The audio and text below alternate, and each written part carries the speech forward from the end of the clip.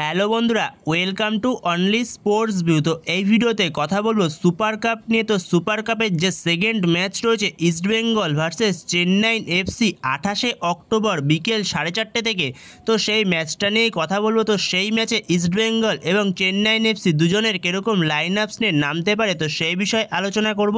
এবং এর পাশাপাশি ইস্টবেঙ্গল আগের দিন ডেম্পোর সঙ্গে ড্র করার পরে ইস্টবেঙ্গলকে গ্রুপ টপ করতে হলে এখনও ইস্টবেঙ্গলকে কী করতে হবে, তো সেই বিষয়ে আলোচনা করব। এবং এর পাশাপাশি এই ম্যাচে লাইভ টেলিকাস্ট নিয়েও আলোচনা করে নেব। তো ভিডিওটি সবাই শেষ পর্যন্ত দেখতে থাকো, আর চ্যানেলে নতুন হয়ে থাকলে চ্যানেলটি সাবস্ক্রাইব করে পাশে থাকা বেল আইকনটি অন করে পাশে থেকো।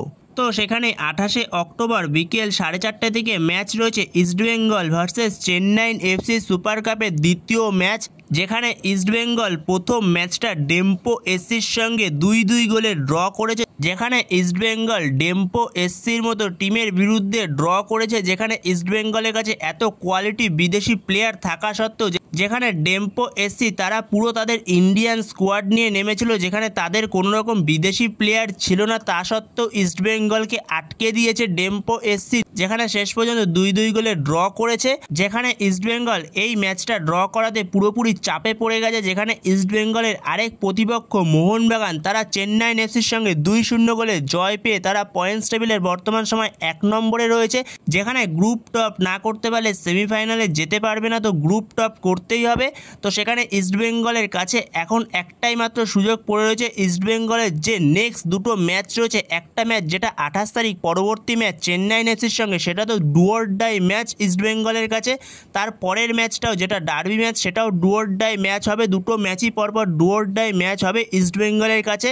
যেখানে ইস্টবেঙ্গলের যে পরবর্তী নেক্সট ম্যাচ 28 তারিখ চেন্নাই এফসির সঙ্গে, তো এই ম্যাচটা ইস্টবেঙ্গলের কাছে খুবই একটা গুরুত্বপূর্ণ ম্যাচ, যেখানে ইস্টবেঙ্গলকে এই ম্যাচ থেকে 3 পয়েন্ট তুলতেই হবে। যদি না 3 পয়েন্ট তুলতে পারে, তাহলে ধরে রাখতে পারো ইস্টবেঙ্গল প্রায় সুপার কাপের জার্নি এখানেই শেষ হয়ে যাবে ইস্টবেঙ্গলের।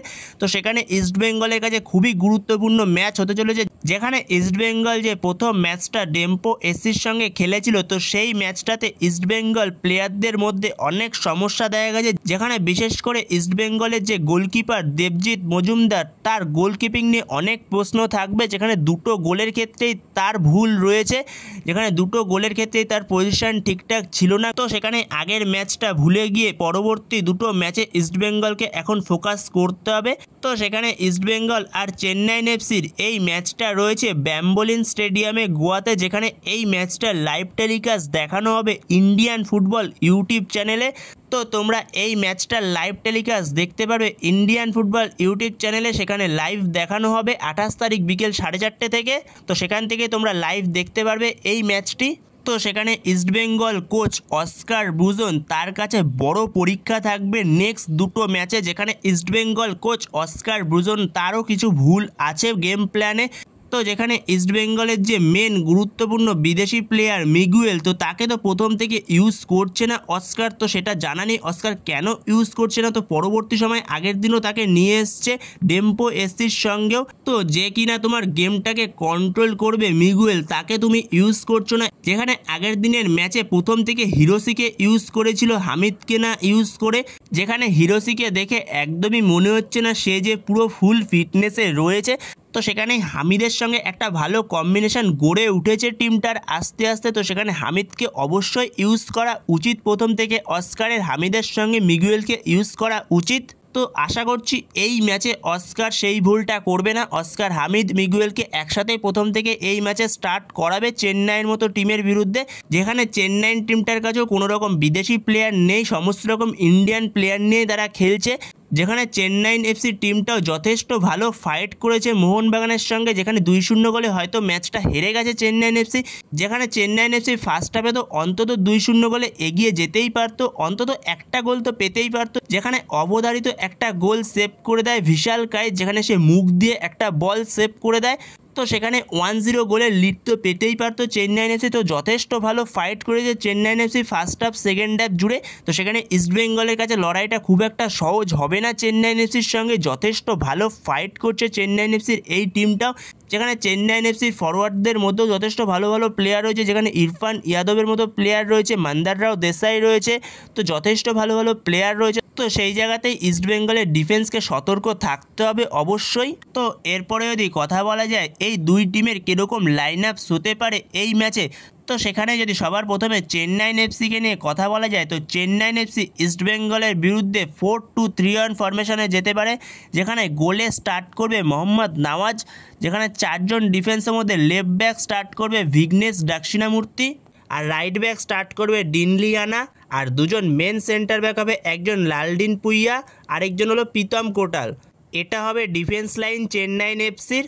এরপরে মাঝমাঠে দুজন, একজন হলো জিতেন্দার সিংয়ের সাথে হামতে স্টার্ট করবে, আর দুদিকের উইং থেকে লেফট উইং থেকে মান্দার রাও দেসাই, আর রাইট উইং থেকে স্টার্ট করবে ফারুক চৌধুরী, আর অ্যাজ এ অ্যাটাকিং মিডফিল্ডার নম্বর 10 রোলে সেক্ষেত্রে স্টার্ট করবে জিতেশ্বর সিং, আর ওপরে একজন স্ট্রাইকার হবে ইরফান ইয়াদদ।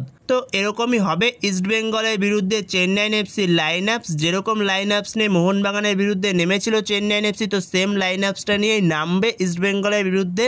তো এরপরে ইস্টবেঙ্গলের কোচ অস্কার ব্রুজন তার কীরকম পরিকল্পনা হওয়া উচিত, তো যেখানে আগের দিন অস্কার ব্রুজন যেহেতু 4-3-3 ফরমেশনে গেছে, তো এই ম্যাচেও যদি 4-3-3 ফরমেশনে যেতে চায়, তো সেখানে গোলে অবশ্যই স্টার্ট করানো উচিত গিলকে। তো যেখানে আগের দিন দেবজিৎ অনেক ভুলভ্রান্তি করেছে, তো সেখানে দেবজিতের জায়গায় গিলকে স্টার্ট করানো উচিত। তো সেখানে গোল পোস্টে গিল স্টার্ট করবে, আর 4 জন ডিফেন্সের মধ্যে লেফট ব্যাক স্টার্ট করবে জয় গুপ্তা, রাইট ব্যাক স্টার্ট করবে মোহাম্মদ রাকিব, আর দুজন মেন সেন্টার ব্যাক হবে, একজন কেভিন সিবেলে, আরেকজন হলো আনোয়ার আলী।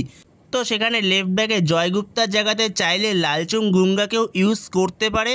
তো এরপরে মাঝমাঠে 3 জন প্রপার বিদেশি মিডফিল্ডার নিয়ে যাওয়া উচিত, যেখানে ডিফেন্সিভ মিডফিল্ডার স্টার্ট করবে মোহাম্মদ রাশিদ, আর বাদিক থেকে স্টার্ট করবে Saul Crespo as a centre midfielder, আর ডান দিক থেকে স্টার্ট করবে সেক্ষেত্রে Miguel as a centre midfielder. তো এরকমই মাঝমাঠ হতে পারে ইস্টবেঙ্গলের নেক্সট ম্যাচ চেন্নাইয়ের সঙ্গে। আর ওপরে দুদিকের উইং থেকে লেফট উইং থেকে স্টার্ট করবে বিপিন সিং, আর রাইট উইং থেকে স্টার্ট করানো উচিত বিষ্ণু অথবা এডমুন্ডের মতো কাউকে।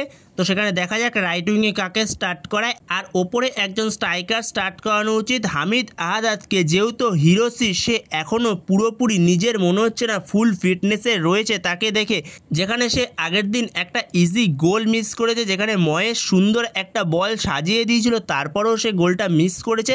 তো সেখানে হিরোসিকে দেখে পুরোপুরি ফুল ফিটনেসে মনে হচ্ছে না। তো সেখানে যেহেতু হামিদের সাথে কিছুটা কম্বিনেশন গড়ে উঠেছে টিমটা, তো সেখানে অবশ্যই হামিদকে ইউজ করা উচিত প্রথম থেকে। তো পরবর্তী সময় হিরোসিকে নিয়ে আসুক, অবশ্যই প্রথম থেকে হামিদকে ইউজ করা উচিত অস্কারের। তো বন্ধুরা, তোমাদের কি মনে হয় এই লাইন আপসে কি কোনো চেঞ্জ হতে পারে? তো তোমাদের এ বিষয়ে যদি কোনো মতামত থেকে থাকে তো অবশ্যই কমেন্ট বক্সে জানিও। তো এই ভিডিওতে এই পর্যন্তই। তো এই ভিডিওতে এই আপডেটগুলো নিয়ে আলোচনা করার ছিল। তো ভিডিওটি ভালো লাগলে অবশ্যই লাইক শেয়ার সাবস্ক্রাইব করতে ভুলো না। তো নেক্সট ভিডিওতে দেখা হচ্ছে, ততক্ষণের জন্য বাই বাই।